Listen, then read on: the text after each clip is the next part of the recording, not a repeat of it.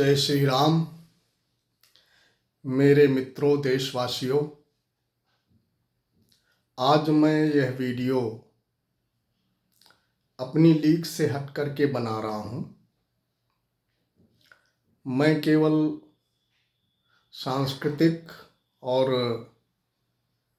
धर्मशास्त्र के विषयों पर ही अभी तक आपके सामने प्रस्तुत होता रहा हूँ, लेकिन हमारे इष्ट मित्रों ने जब मुझे बाध्य किया कि इस विषय पर भी आपको बोलना चाहिए, यह धर्मयुक्त ही है, तो मैं कुछ निवेदन करने जा रहा हूँ। अन्याय तो अन्याय ही होता है। देखिए, ये अभी भारत सरकार द्वारा यूजीसी के तारतम्य में जो नियम बनाया गया है, उस पर विस्तृत चर्चा चल रही है।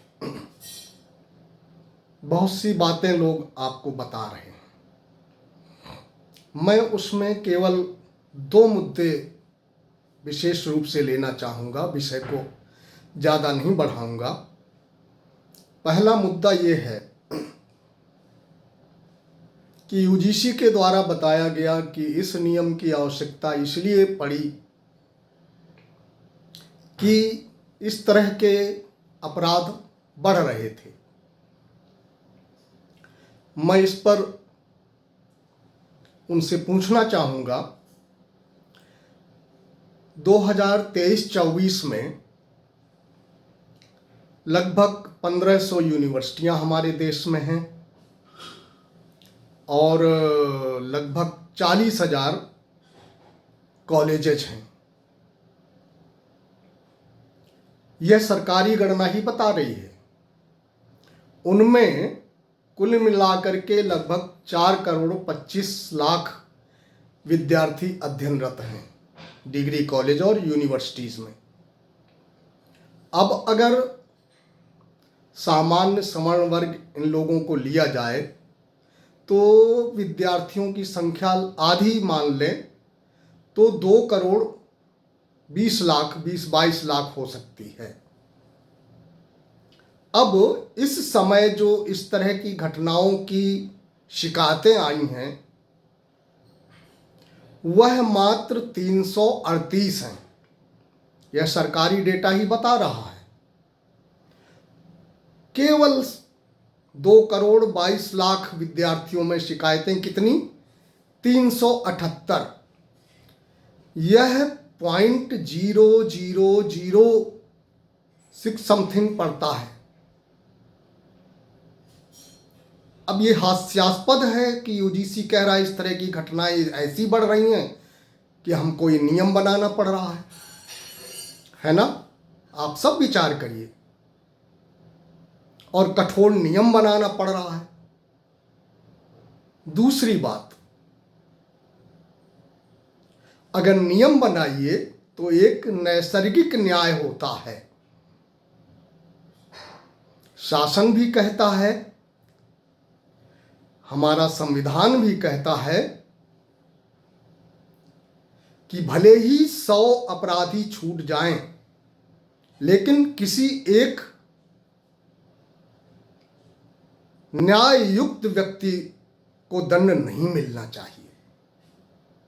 अब ये जो बनाया गया है नियम उनके द्वारा, तो इसमें तो अन्याय ही अन्याय है। कोई भी झूठा आरोप लगा सकता है कि ये हमारे साथ दुर्व्यवहार कर रहा है। अब उसको सफाई का भी मौका नहीं है। अगर वो झूठा आरोप लगा रहा है तो वो सही माना जाएगा,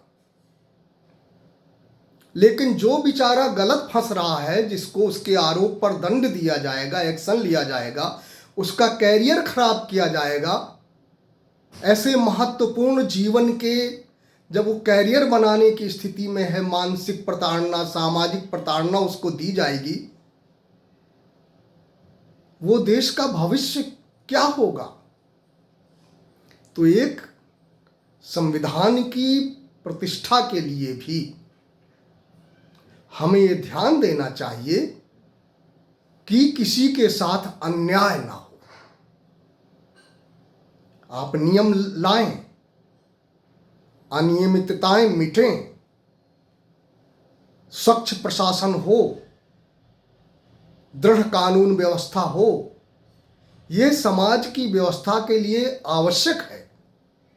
लेकिन जहां एक ओर यही सरकार के प्रधानमंत्री और मुख्यमंत्री लोग कहते हैं कि हम बटेंगे तो कटेंगे, वहीं पर हमको ही आपस में बांट रहे हैं।